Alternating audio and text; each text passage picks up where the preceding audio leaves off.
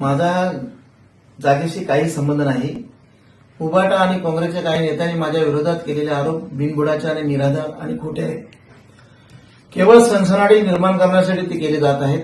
एमडीचा साठा जिथे सापडला ती जमीन भोईंग शेतकऱ्यांच्या मालकीची आहे. तो कारखाना किंवा जमीन माझ्या मालकीची नाही. ती जमिनीशी माझा कोणताही संबंध नाही. माझ्या मालकीच्या कोणत्याही जागेवर छापा टाकलेला नाही. जिथे छापा पडलाय ती जमीन जमिनीपासून 2.5 ते 3 किलोमीटर आहे. माझ्या जमिनीचा सातबारा 17/1 या क्रमांकाचा आहे. ही सातबारा आहे. अंतर छापा पडलेला त्या जमिनीचा सर्वे क्रमांक 4/1 आहे.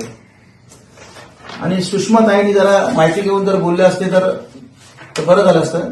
ही जमीन योगायोग नाही तर वडिलोपार्जित असल्याने आमच्याकडे ही जमीन त्याचा अब्लिक क्रमांक हा 30/10 आहे. इथून जे घटना घडली आहे त्याचा कमीत कमी 15 ते 16 किलोमीटर अंतर आहे. आमच्या इथे कुठलेही 5 स्टार हॉटेल होणार नाही. इथे काही कृषी पर्यटन करण्याचा माझा मानस आहे. स्थानिकांना रोजगार मिळावा ही आमचा एक उद्देश आहे.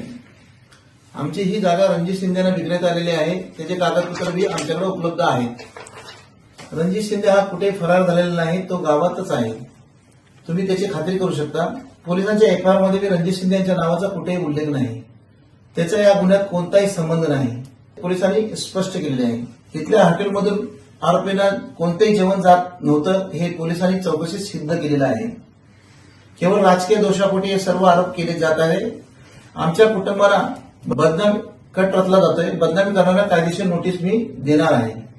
त्यांनी आरोप मागे घेतले नाही तर त्यांच्या विरोधात आबरू नुकसानाचा दावा दाखल केला जाईल.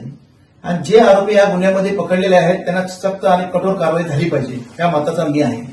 आणि जे इतर आरोपी असतील त्यांना बी पकडून आत्मीय टाकण्याचा या मताचा मी आहे.